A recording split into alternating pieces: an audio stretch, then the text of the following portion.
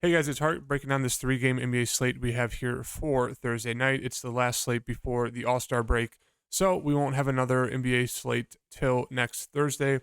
So a nice little break for us. So I hope you guys enjoy your time off, get some nice rest. Just stop tilting for a week, which will be great for all of us. But yeah, I'm going to be breaking down the slate, going over my favorite spin-up plays, pivot plays, all the key injury news, all that stuff in this slate breakdown. So make sure to hit that like button and let's get into it. All right, starting off with this Bucks and Bulls game.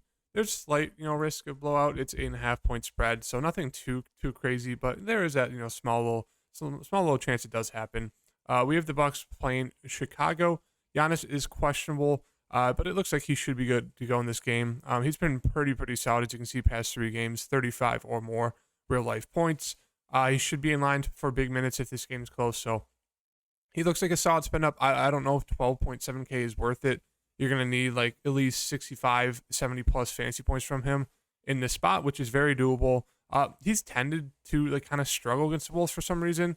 I don't think it's anything, related to their defense. I think it's just other guys have kind of stepped up. But yeah, I think Giannis looks like a great spin up. It just comes down to if you think there's enough value for him today, which I don't know if there is, which could make him very contrarian, low owned. So it'd make him for a nice, GPP play.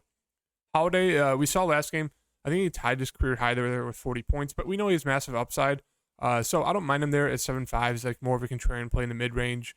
Brook Lopez is always an interesting GPP option. He seems to do good against the Bulls. Coming off a game where he dealt with foul trouble in that first half and pretty much just really didn't get back in the flow of things, so they kind of just limited his minutes. He really wasn't involved, but yeah, he should see close to 30 minutes. I would assume we kind of see close to 33 with him needing to guard Vucevic. So I do like Brook Lopez a good amount for tonight's slate. I wouldn't say he's a core play for me, but a guy with high interest, so I'm going to throw him in there for right now. Middleton is a solid GPP option. He's going to see about mid-20s minutes now, kind of floating around that 25 range. I know that game did go into overtime, and he was already at 25 minutes. I don't think he played in overtime, so he's probably going to be on a hard count, especially going into this All-Star game break. Don't think they're going to run him into the ground. But as you can see, he's been super productive coming off the bench. Obviously, you can't expect 11 rebounds, but I don't mind him there at 5.5. Is just a very solid, GPP option at 5.5. And then Constant's out, so that's just more of a minutes bump to a guy like Ingles and Allen. They'd be solid value plays. Like, I have a little bit of interest in them. Don't mind them.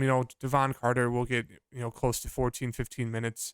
Wes Matthews will get some minutes as well, about 10-ish. But yeah, I just stick with Ingles and Allen as your value options.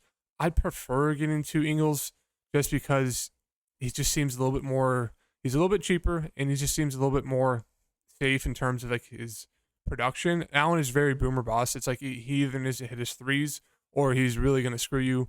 I think Ingles is slightly safer, even though he doesn't shoot as much. But yeah, that's just kind of my 2 cents there. Moving on to the Bulls side. For the Bulls, we have Vooch, who looks great, and Zach LaVine, who look great if there's no DeRozan. If I would assume they don't play him, this is the last game before the All-Star game break. There's no reason to play him, even though they are losing a ton of games. I think they're 0-5 in their last 5 games. So we'll keep an eye on that, but I'm assuming right now he's going to be out. So once again, Vooch and Zach look like great spin-ups. I played Zach yesterday, and he was fantastic, 63 fantasy points.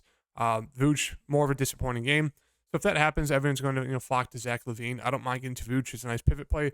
So Vooch is another guy I do have a lot of interest in. And with DeRozan most likely out, we can look to these secondary pieces. They're going to need to step up. Zach and Vooch can't do everything.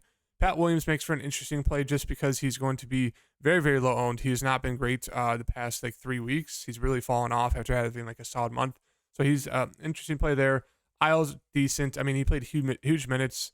He was productive, but you just can never trust him even in big minutes. So he looks okay. I prefer getting into a Kobe White there, whose minutes did go up. He was shooting the ball great, kind of score independent, but 4,100, I don't mind him. He looks decent. I prefer him and Caruso over a guy like Io. And then Drummond's always worth a shot here. Should see around 10 to 15 minutes if he's doing good, maybe closer to 20. He's always risky, but he can definitely go off. Moving on to Washington, Minnesota. Washington, not a lot of interest. Porzingis makes for a solid pivot play. If Vooch is going to be super chalky, you could definitely go to Porzingis, who has similar upside. He actually was great playing alongside Kuzma and Beal in that last game. He's going to be the standout guy. Him and Kuzma are going to be the main 2 guys leading this team. Beal takes more of that backseat role with those 2 guys back in. He should play solid minutes. He's just more of a contrarian play. Don't love the price tag. We've seen him have just average 35 fantasy points per game with Kuzma and Porzingis right now. interest for me is going to be just probably Porzingis. Don't mind getting to Kuzma. He's a guy who will jack up shots, has a high ceiling if he's hitting his three, so he's there. But I still just prefer Porzingis in this matchup. What else do we have here? Denny, I think he looks solid. Minutes were down that last game, but I think we should see mid-20s minutes from him, and we know he has a ceiling, so I do like 5,100 for Denny. Kind of buying low on a player who's been doing bad. Same thing with Gafford coming off that foul trouble. Another guy who should see mid-20s minutes if he's doing well. And so, yeah, that's kind of the interest for me, those three guys. You can land on a Morris, Delon Wright, none if you want to. I just don't really think there's a need. That seems kind of forced. On the Minnesota side, we have Anthony Edwards, who looks fantastic at 9,000. I love him there at that price tag. He's kind of been the leader of this team this past month, especially since they traded D'Lo. He's really stepped up. And I do like Rudy Gobert a good amount here. Solid 30, solid minutes 30. But the addition of a guy like Mike Conley is super, super impactful and helpful for a guy like Rudy, just because Rudy, he pretty much mentioned that D'Lo didn't like him. D'Lo just never threw him the ball, didn't get involved.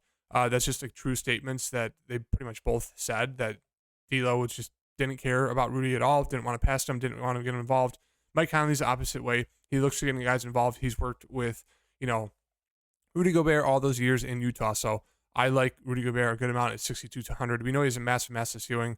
Should be more involved here in a very solid spot against Washington. Should be a lot of rebounding opportunities. I don't mind Mike Conley. He looks decent, 5,200. If he's going to see about 30-ish minutes, I think he has a solid floor, a decent ceiling. So he looks pretty interesting there at 5,200. The rest of the team, I have interest in the rest of the team as well. Kyle Anderson is a guy who could stuff the stat sheet. Should see, I'd say mid-20s minutes, maybe a little bit more. He's kind of limited with that back, but 4,600 looks like a great price for him. Jaden McDaniels looks solid, 4,300, like a solid value play. He's pretty boom or bust. Naz Reid, he's like a GPP dart throw play. Like, no one's going to go out of the way ready to play him unless Rudy Gobert's out, which means he'll come in probably like 1% ownership. And it's like, let's say Rudy Gobert gets injured or in foul trouble, Naz Reid's going to be that main guy that benefits. So at 4,000, he looks like a very solid, but super, super risky, like GPP dart throw. If you want to go like super risky with your lineup, he's probably one of the best plays for doing that. And then I mentioned Prince. He looks okay as a value play, but yeah, they do have a good amount of like guards coming off the bench, so not a lot of interest in those guards. And then moving on to the last game, it's a 1-point spread right now, so I think Vegas is expecting this game to stay close with like the starters playing normal minutes. I don't know why Ty Lue should be sued. You're gonna come out like the week before the All-Star break and just say, oh yeah, we're gonna limit Kawhi Leonard and Paul George, and they're just playing normal minutes. Like, sure, they were playing close to 40 in some games, but 32, 34. Paul George, how many minutes has he played? 32. So I guess low 30s is what they're going to see. I guess that's what's limiting them is going to mean. So who knows? I'd say tread lightly. There is still that risk that they just play like 3 quarters or like a half a quarter, depending on how this game goes. But I think Kawhi Leonard, Paul George, they both look great at their price tags. I prefer against Kawhi, but they both look really, really solid there in this matchup, even though it's like not the best. With Powell out, I just think it's going to be more minutes. Just they're going to spread it out to guys like Plumlee, Eric Gordon, Terrence Mann, more senior, Bones, maybe Covington, maybe Batum gets some more. There's really no standouts besides maybe Mann, 4,600. He's seen decent minutes. He's been decently productive. So I think he looks like the standout to me besides obviously the main two of Kawhi and Paul George. And that's really it. Zubac is splitting minutes with Plumlee now.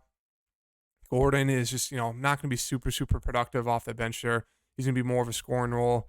I mean, Morris is there, but they just have a lot of bodies and mouths to feed now. So really just like the main two and maybe man. On the Phoenix side, I think if Devin Booker's not on minutes limit, I love him at that price tag. But if he's going to see that minutes limit, I think he's just more of a risky GPP play. Aiden's been doing very, very solid here. I don't mind him. 8,300 looks decent. Chris Paul, more of a contrarian option. Had that huge game. I don't expect 19 assists. So he looks okay. And then moving on to the other guys, Okogie he's probably going to be super, super chalky, but I mean, for good reason. He's 32 minutes, 35, 39. He's been shooting 50% or better, which you can't expect that going forward, especially from 3, but he's been super, super productive. So at 4,900, I think he makes for one of the best mid-range plays. If he's going to see those minutes, those are the only question mark. There's that chance that he goes out there and plays like 20, mid-20s. So definitely keep that in mind. But right now, the past 3 games, he was looking very solid. Torrey Craig is just a cheaper option of him, not as involved offensively, but he's definitely there. TJ Warren, Wasn't involved in that Sacramento game. So don't think he needs to go to him. Damian Lee is always an option, 3,400. It looks like he should see about 20-ish minutes. He's super, super score independent, but he's definitely there. And yeah, that really does it for the slate breakdown. Right now, really like Anthony Edwards, really like Vucevic, really like Rudy Gobert, which sucks because Rudy has just absolutely screwed everyone this NBA season. If I had to go to one more like core four play, let me find someone real fast for you guys. Would it be possible to fit in a guy like Kawhi? It could. So I guess right now, we're gonna go with these four for my core four for today. Make sure to stay updated with me on Twitter at HardTFS, in my free Patreon link down below, and I'll see you guys in the next video. Peace.